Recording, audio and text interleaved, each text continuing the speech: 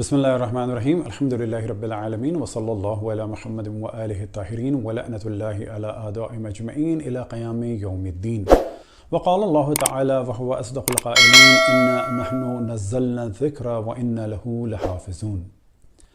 ایک گفتگو سنی مولانا عبدالعزیز صاحب کی کہ دعا ہے کہ خداوند تبارک و تعالیٰ ان کی توفیقات میں اضافہ فرمائے اور انہیں اور ان کے طالب علموں کو یہ توفیق عطا فرمائے کہ رسول اللہ صلی اللہ علیہ وسلم کی آل پر جو مصائب ہوئے انہیں سمجھیں اور ان کے فضائل سے آشنا ہوں۔ انڈیا میں وسیم رضوی نے جو قرآن کی 26 آیات کے بارے میں کہا، اس کی مذمت سب سے پہلے علماء تشیع نے کی، لیکن عبدالعزیز صاحب نے اس کو بیس بنا کر شیعوں پر ایک حملہ کیا، اور یہ بالکل ایسا ہے جیسے کہ ہم اہل سنت پر حملہ کریں اور یہ کہیں کہ سلمان رشدی اور تسلیمہ نسرین کیونکہ سنی ہیں، اس کا مطلب ہے سنی تحریف قرآن کے قائل ہیں۔ اب یہ جو روش علماء اہل سنت کی کہ شیعوں پہ تہمت لگاتے ہیں، تو یہ ہمارے لیے اخلاقی اور علمی اعتبار سے بالکل صحیح ہے کہ ہم بھی کتب اہل سنت سے ان روایات کو بیان کریں کہ جہاں پر تحریف کا ذکر ہوا، لیکن یہ بتاتے ہوئے کہ جو روایات ہمارے یہاں ہیں وہ بھی ضعیف ہیں اور قابل اعتبار نہیں، اور جو ان کے یہاں ہیں وہ بھی ضعیف ہیں اور قابل اعتبار نہیں، لیکن اس وجہ سے دکھائی جائیں تاکہ انہیں اور ان کے عوام کو یہ بتایا جائے کہ اگر اس موضوع کی ایک روایت شیعوں میں ہے تو اس کے مقابلے میں 10 اہل سنت میں ہیں۔ قبلہ موصوف نے بڑے آرام سے کہہ دیا کہ شیعوں کو عبداللہ ابن سبا نے بنایا، تو ہمارے یہاں تو عبداللہ ابن سبا ملعون کی روایات نہیں ہیں، ہم فالو نہیں کرتے، گو کہ آپ کے یہاں کعب الاحبار یہودی اور تمیم داری کی بہت روایات ہیں۔ اور آج ہم دیکھتے ہیں کہ شیعہ چاہے ایران کے ہوں اور چاہے شام کے ہوں چاہے لبنان کے ہوں، وہ تو زائنسٹ کے خلاف کھڑے ہوئے ہیں، لیکن آپ خود اور آپ کے تمام دیوبندی خصوصاً اور پھر اہل حدیث اور سلفی ایک آدمی بھی قبل اول کی بات نہیں کر رہا۔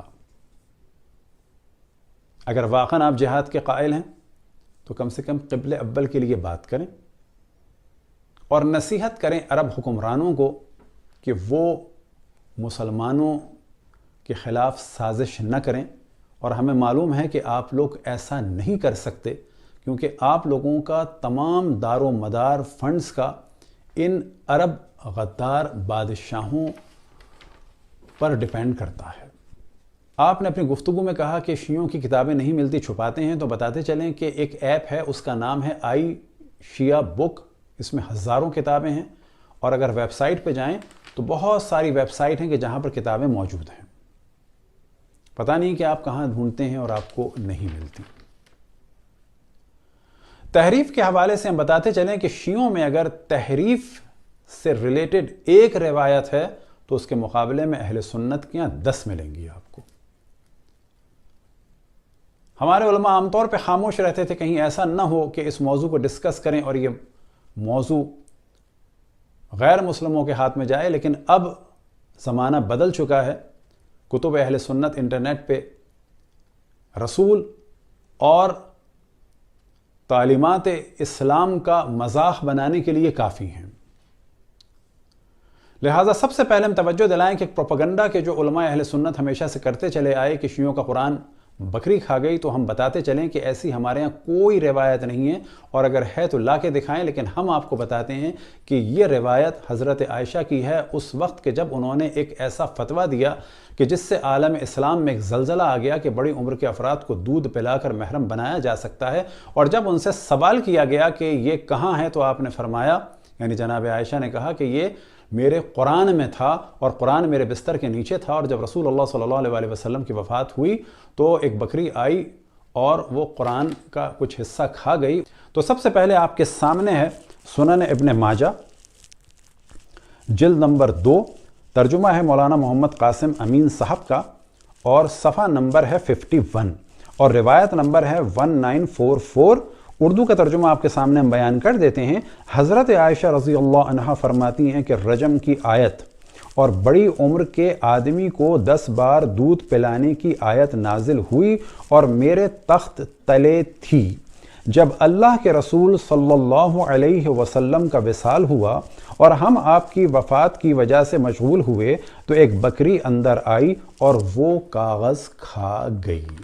بس یاد رکھیں کہ اس میں جو آپ لوگ کہتے ہیں کہ یہ منسوخ تلاوت ہو گئی تھی، تو یہ واقعہ رسول اللہ صلی اللہ علیہ وسلم کے بعد کا ہے، اور یہ بڑی عمر کے افراد کو دودھ پلا کر محرم بنانے کا حکم حضرت عائشہ نے رسول اللہ صلی اللہ علیہ وسلم کے بعد دیا۔ بس آیت کے بارے میں فرماتی ہیں کہ میرے قرآن میں موجود تھی، اور اب کیوں نہیں ہے؟ کیونکہ بکری کھا گئی حضرت عائشہ کی یہ آیت۔ تو کیا قرآن کو منسوخ کر دیا بکری نے، اور وہ بھی حضرت عائشہ کی بکری نے؟ کیا ہم نے اس بیس پر کبھی آپ کو کافر کہا؟ نہیں کہا۔ ہم واضح کہتے ہیں کہ یہ ساری روایات جو شیعہ سنی میں ہیں یہ ضعیف ہیں، لیکن اگر ہم آپ کے بارے میں کہتے ہیں تو آپ کو بھی سوچنا چاہیے۔ ہمارے یہاں ایک ہے، آپ کے یہاں اس موضوع کی 10 روایات ہیں۔ اب آپ نے دوسرا موضوع ڈسکس کیا کہ شیعوں میں حافظ قرآن نہیں ہوتے، تو یہ بالکل غلط ہے۔ اگر آپ خود دیکھنا چاہیں تو محمد حسین طباطبائی لکھیں تو ایک بچے کی ویڈیوز آ جائیں گی کہ جو 5 سال میں اس نے پورا قرآن مجید حفظ کیا، اور ایسا کیا کہ اس روش پر کوئی بھی اہل سنت میں حافظ نہیں ہے۔ اول صفحه چیه؟ معاملات. صفحه بعد چیه؟ أم اتخذوا صفحه بعد چیه؟ وهو الذي خلق صفحه الليل بعد چیه؟ قل إنما غزاكم صفحه بعد چیه؟ قولوا فأتوا ونوحا. ما شاء الله. اور اگر آپ پاکستان میں دیکھنا چاہیں تو مدرسے جمران کے بچے ٹی وی پر کئی دفعہ آ چکے ہیں، اور وہ ایسے حافظ ہیں کہ آپ کے یہاں ویسا ایک بھی نہیں ہوگا۔ نمبر 505 بیٹا، پہلی آیت۔ بسم اللہ الرحمن الرحیم، پیج نمبر 505 سورہ احقاف، آیت نمبر 21 سے لے کے 28 تک۔ ٹوٹل آیتیں 8 ہیں، سینٹرل آیت نہیں ہے۔ بسم اللہ الرحمن الرحیم، واذکر اخا عاد اذ انذر قومه بالاحقاف وقد خلت النذر من بین یدیہ ومن خلفہ الا تعبدوا الا اللہ انی اخاف علیکم عذاب یوم عظیم۔ لیکن دیکھتے یہ ہیں کیا اصحاب میں حافظ تھے یا نہیں تھے۔ تو سب سے پہلے آپ کے سامنے ہم کتاب پیش کرتے ہیں الجامع لاحکام القرآن، کہ جو مشہور ہے تفسیر قرطبی کے نام سے، جلد نمبر 1 اور صفحہ نمبر ہے 69۔ تو آپ کے سامنے جو نیلے رنگ سے ہم نے ہائی لائٹ کیا ہے، پہلے اسے دیکھتے ہیں۔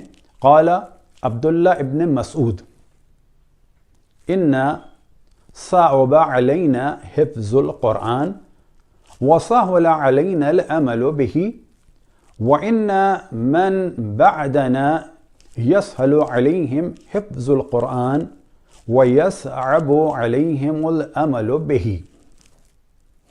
اور دوسری روایت ہے عن ابن عمر قال كان الفاضل من أصحاب رسول الله صلى الله عليه وسلم في صدر هذا الأمة لا يحفظ من القرآن إلا السورة أو نحوها ورزق الأمل بالقرآن وَإِنَّ آخِرَ هَذِهِ الْأُمَّةِ يَقْرَؤُونَ الْقُرْآنَ مِنْهُمُ الصَّبِيُّ وَالْأَعْجَمِيُّ وَلَا يُرْزَقُونَ الْأَمَلَ بِهِ۔ اب اس کا کیا ترجمہ ہے؟ تو آپ کے سامنے آپ ہی کا ترجمہ بیان کر دیتے ہیں۔ الجامع لاحکام القرآن، کہ جو مشہور ہے تفسیر قرطبی کے نام سے، اور صفحہ نمبر ہے 66۔ تو حضرت عبداللہ ابن مسعود نے فرمایا ہم پر قرآن کے الفاظ حفظ کرنا مشکل تھا، اور ہم پر اس پر عمل کرنا آسان تھا، اور ہمارے بعد والوں پر قرآن کا حفظ کرنا آسان اور اس پر عمل کرنا مشکل ہے۔ یعنی یہاں پر کوئی تعریف بیان نہیں کی جا رہی، اور وہ خود اقرار کر رہے ہیں کہ ہمارے لیے مشکل تھا۔ اور اگر حفظ کرتے تھے اصحاب تو کتنا حفظ کرتے تھے؟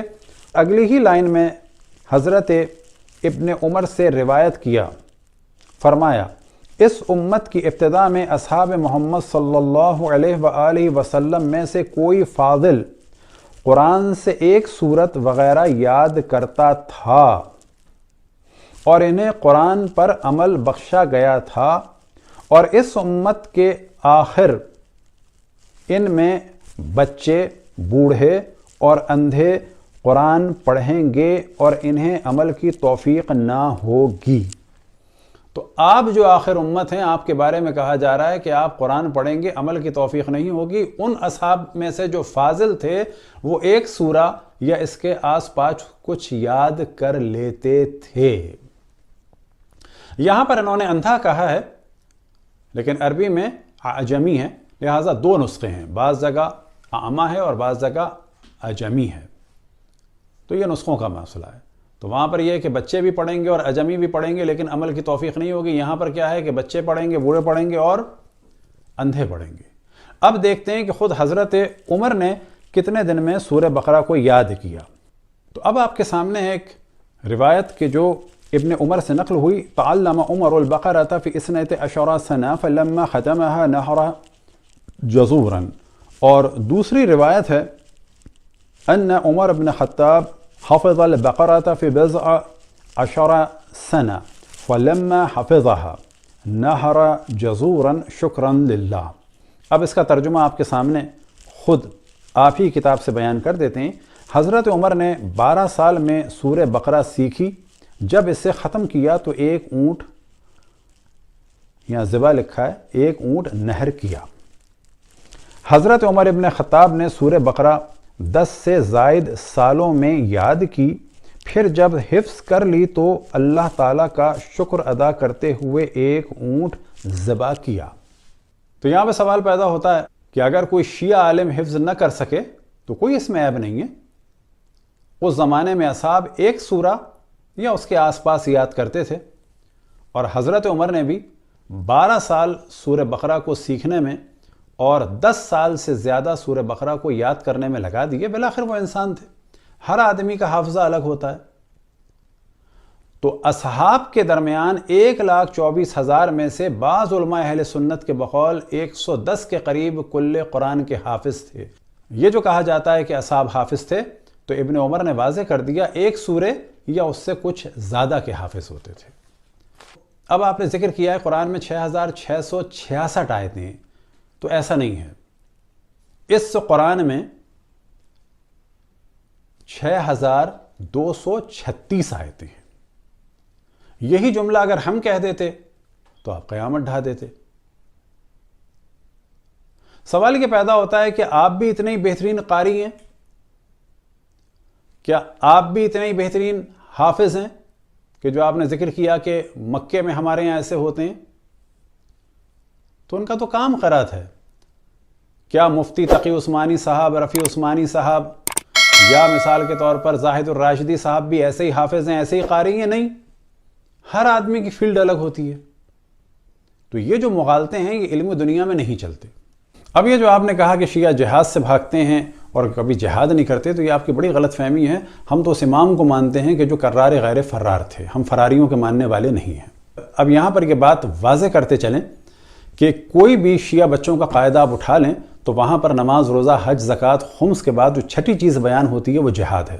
البتہ جہاد کے معنی ہے اپنا دفاع کرنا، نہ کہ وہ جہاد کے جو طالبان نے کیا یا القاعدہ نے کیا یا بوکو حرام نے کیا یا ISIS نے کیا، یا وہ جہاد کے جو آپ نے کیا کہ اپنے مدرسے کی بچیوں کو نکلنے بھی نہیں دیا اور ان کو ہیومن شیلڈ کے طور پر استعمال کیا۔ اب یہاں پر علمی گفتگو میں یہ مناسب تو نہیں۔ آپ کا جہاد بھی ہم نے دیکھا کہ جب آپ برقع پہن کے نکل رہے تھے، آپ کے پاس کوئی نہ کوئی اس کی دلیل ہوگی، یہ آپ کو حق ہے۔ کشمیر میں جہاد میں شیعہ آگے ہیں، یعنی وہاں کے دفاع میں۔ فلسطین کو اگر کسی کوئی سپورٹ کر رہا ہے تو وہ ہمارے ہی علماء اور ہمارے ہی مراجع ہیں۔ بیت المقدس کے لیے اور قبلہ اول کے لیے اگر کسی نے یوم القدس کا اعلان کیا تو وہ ہمارا ہی عالم اور مرجع یعنی امام خمینی رضوان اللہ تعالیٰ علیہ تھے۔ آج بھی اگر کسی نے اپنی ملک کی اقتصادیات کو بھی داؤ پہ لگا دیا تو وہ ایران ہی ہے۔ کس کے لیے؟ قبلہ اول کے لیے اور فلسطین کے مظلوم عوام کے لیے۔